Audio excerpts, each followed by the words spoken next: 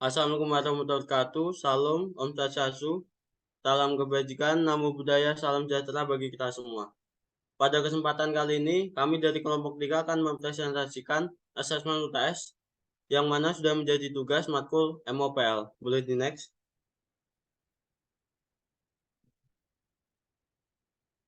Berikut adalah anggota kelompok kami. Yang pertama ada Indigo Ramakal Pataru, saya sendiri Michael Putra Pratama. Berikutnya ada Sadam Chandra Wiratama.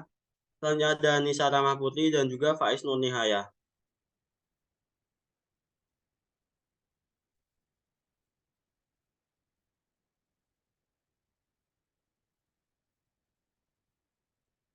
Soal yang pertama, apa yang Anda ketahui tentang manajemen dan organisasi perusahaan? Jawab, manajemen organisasi dapat diartikan proses perencanaan, pengarahan, serta pengendalian sumber daya yang dimiliki untuk mencapai tujuan bersama secara efektif dan efisien. Dalam konteks perusahaan, manajemen adalah langkah yang diambil oleh top manager dalam mengelola SDM, keuangan, hingga teknologi yang ada di perusahaan. Sedangkan organisasi perusahaan ialah merujuk pada struktur pengelolaan proses bisnis. Dengan adanya organisasi perusahaan, dapat dilakukan pembagian tugas, pembagian wewenang, serta penentuan arus kerja. Dan tujuan dari keduanya sama, yaitu untuk mencapai tujuan bersama secara efisien dan efektif, meningkatkan produktivitas, hingga meningkatkan keuntungan dari perusahaan itu sendiri. Selanjutnya akan dilanjutkan oleh teman saya. Baik, yang kedua kami mengambil perusahaan jasa PT Indah Sejahtera. Yang pertama, soal pertama gambaran umum. PT Indah Sejahtera merupakan perusahaan kontraktor nasional yang menawarkan jasa pelaksanaan konstruksi yang memiliki kompetensi mengerjakan proyek konstruksi struktural dan arsitektural bangunan pada suatu wilayah. Berdasarkan pengesahan Menteri Kehakiman Republik Indonesia pada tanggal 1 Juni tahun 2000, Indah Sejahtera berstatus menjadi perseroan terbatas. Kegiatan utama saat ini ialah bergerak di bidang jasa konstruksi, pemeliharaan, dan perawatan jalan.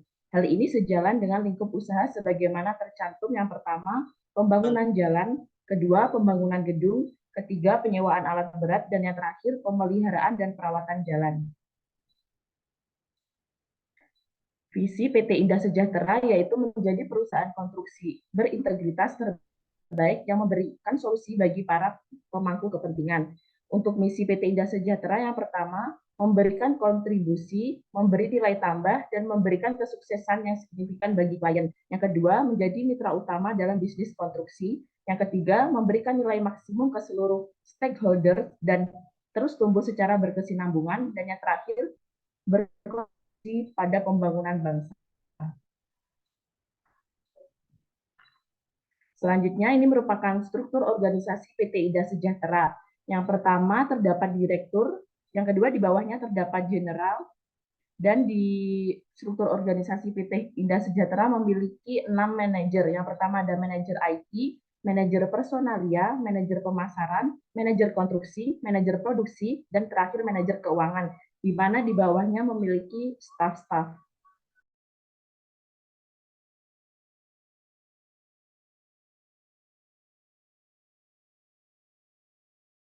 Baik, selanjutnya adalah soal ketiga, yaitu mengenai studi kasus. Terdapat sebuah organisasi yang tidak terstruktur dan adanya inefisiensi kerja, ditandai dengan beban karyawan yang sudah di atas normal. Salah satu contohnya terjadi saat seorang insinyur yang sedang menyelesaikan rancangan sebuah gudang mengeluh, pekerjaannya tertunda hampir 2 minggu karena ia belum berhasil memperoleh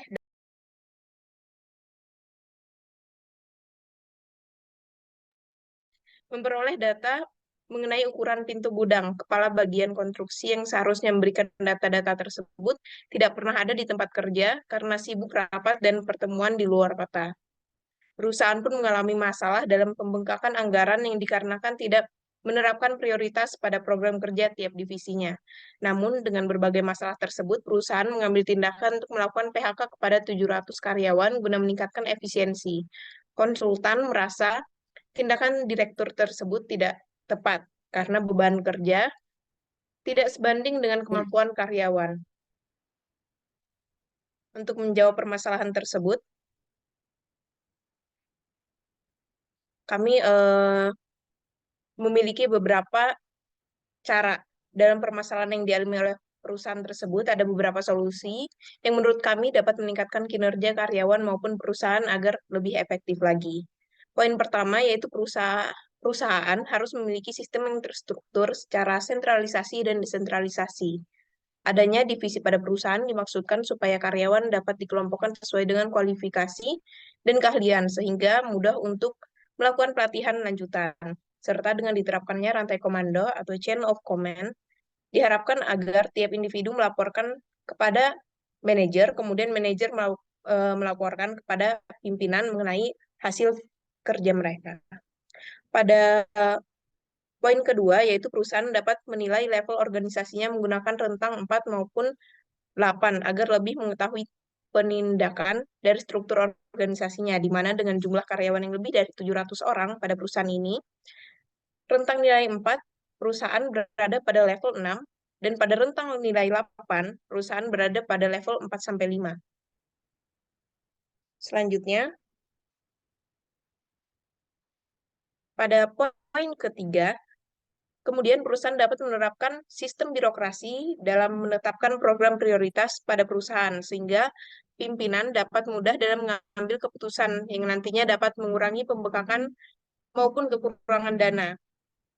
Selanjutnya, untuk solusi di bagian komunikasi antar divisi dapat dilakukan dengan penerapan teknologi pada sistem yang ada, sehingga tiap divisi dapat melaporkan progres pekerjaan yang telah mereka lakukan dan penyaluran informasi dapat berjalan lancar guna meminimalkan penundaan dalam aktivitas kerja agar lebih efisien.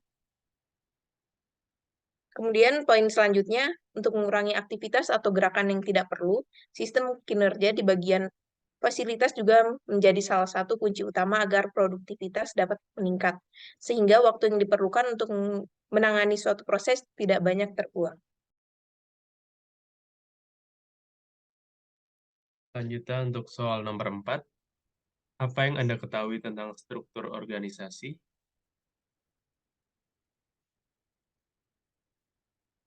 Struktur organisasi menurut kami adalah struktur yang menjelaskan peranan dan posisi stakeholder suatu organisasi untuk mencapai tujuan.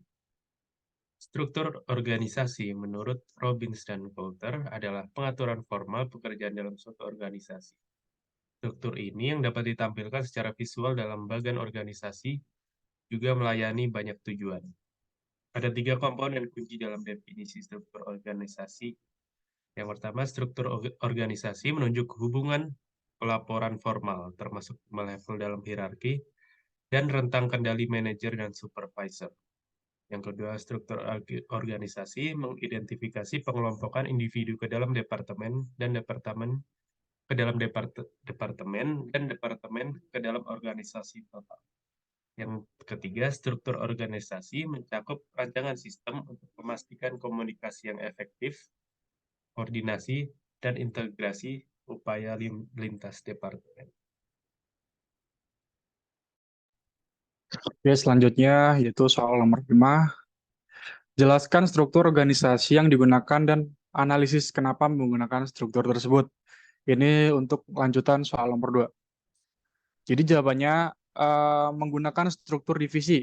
Struktur divisi terdiri dari beberapa divisi atau unit bisnis yang terpisah, di mana setiap divisi memiliki tanggung jawab penuh atas produk atau layanan tertentu yang ditawarkan oleh perusahaan.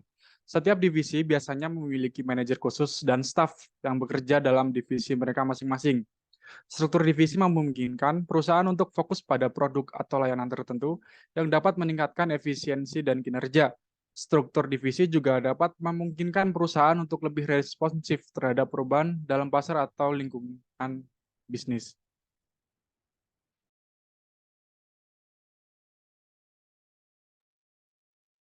Itu tadi presentasi dari kelompok kami. Kurang lebihnya mohon maaf. Terima kasih atas perhatiannya. Wassalamualaikum warahmatullahi wabarakatuh.